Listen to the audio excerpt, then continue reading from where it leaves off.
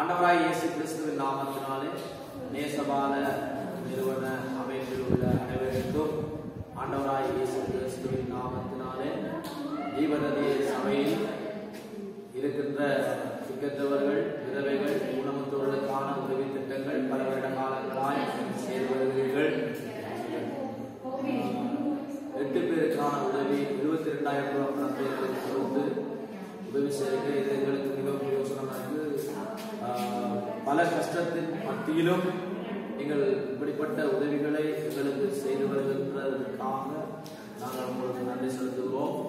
அது மாத்திரமல்ல, நீங்கள் இனங்கள் மிகவும் கஷ்டப்பட்ட வறிய நிலையிலே வாழுகின்ற இப்படிப்பட்டவர்களுக்கு உதவி செய்து வருகிறீர்கள்.